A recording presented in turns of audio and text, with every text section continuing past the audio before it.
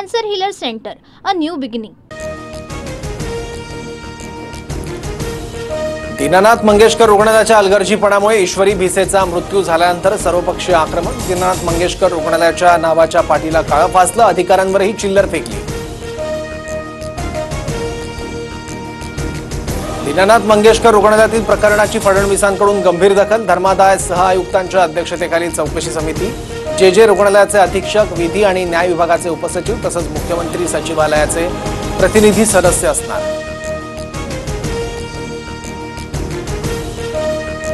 दीनानाथ रुग्णालयातील डॉक्टर आणि कर्मचाऱ्यांनी असंवेदनशीलता दाखवली. ईश्वरी भिसे मृत्यू प्रकरणात कडक कारवाई करणार, मुख्यमंत्री फडणवीसांचं आश्वासन. रुग्णाच्या मृत्यूमुळे आलेली निराशा आणि ॲडव्हान्स मागितल्याच्या रागातून तक्रार. रुग्णालयाच्या चौकशी समितीत दावा. जमेल तेवढे पैसे भरून ॲडमिट होण्याचा सल्ला पाळला नाही. गर्भधारणेत जोखीम असल्याची पूर्वकल्पना दिली होती असाही दावा.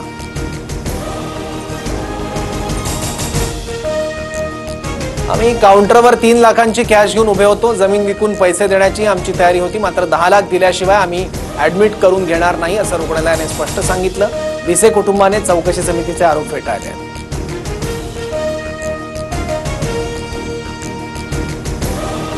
गर्भवती महिलेला पैशांसाठी उपचाराला नकार दिल्यानं राज्यभरातून संताप. भाजपच्या महिला आघाडीकडून डॉक्टर सुश्रुत घैसास यांच्या कुटुंबाच्या खासगी रुग्णालयाची तोडफोड. डॉक्टर घैसास दीनानाथ मंगेशकर रुग्णालयात देखील कार्यरत. दीनानाथ मंगेशकर रुग्णालयातील घटनेबाबत चौकशी करण्याचे आदेश दिले. धर्मादाय आयुक्त रुग्णालयात आरोग्य दूत नेमणार, राज्यमंत्री माधुरी मिसाळ यांची माहिती.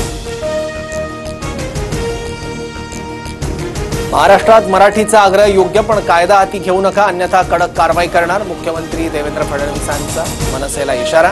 राज ठाकरेंच्या आदेशानंतर मराठी भाषेच्या वापराबाबत मनसैनिकांचं खळखट्याक सुरू. मनसेच्या मराठी भाषा आंदोलनाला कर्नाटक रक्षण वेदिकेचा पाठिंबा. संदीप देशपांडेंनी मानले आभार. मनसेकडून बँका आणि सरकारी कार्यालयात मराठी सक्तीसाठी निवेदन.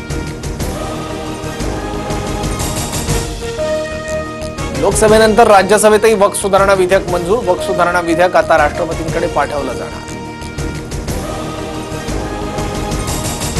प्रत्येकाच्या प्रतिष्ठेला प्राधान्य देण्यासाठी वचनबद्ध. कायदे पारदर्शकता वाढवतील आणि लोकांच्या हक्काचं संरक्षण होईल. वक्फ सुधारणा विधेयकाच्या मंजुरीनंतर पंतप्रधान मोदींची पहिली प्रतिक्रिया. वक्फ दुरुस्ती विधेयकाविरोधात देशभरात निदर्शनं. पश्चिम बंगाल, गुजरात, बिहार, झारखंड, तामिळनाडू, कर्नाटक, आसाममध्ये मुस्लिम समुदाय रस्त्यावर, तर कोलकाता, अहमदाबादमध्ये फलक जाळले. वक्फ सुधारणा विधेयकाला पाठिंबा देऊन अजितदारांनी मुस्लिम समाजाचा विश्वासघात केला. सत्तेसाठी भाजपपुढे लोटांगण घातलं. काँग्रेस प्रदेशाध्यक्ष हर्षवर्धन सपकाळ यांची टीका.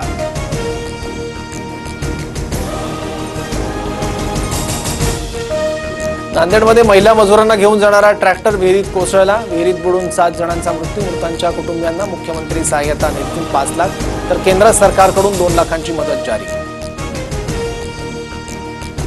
शेतकरी कर्जमाफीचे पैसे मागून साखरपुडे आणि लग्न करतात. कधी शेतीत गुंतवणूक करतात का? कृषी मंत्री माणिकराव कोकाटेंचा शेतकऱ्यांना सोलट सुनावलं. कर्जमाफीचं आश्वासन मात्र हवेतच विरलं. राज्यात अवकाळी पावसाची हजेरी. अवकाळीचा बुलढाण्यातील 166 गावांना फटका. हिंगोलीत पपईच्या पिकाचं नुकसान तर भंडाऱ्यात वीज पडून 2घांचा मृत्यू. मुंबईत अनेक ठिकाणी धुळीचं साम्राज्य. हवेच्या गुणवत्तेत कमालीची घट. सोसाट्याच्या वाऱ्यामुळे धूळ पसरल्याचं चित्र.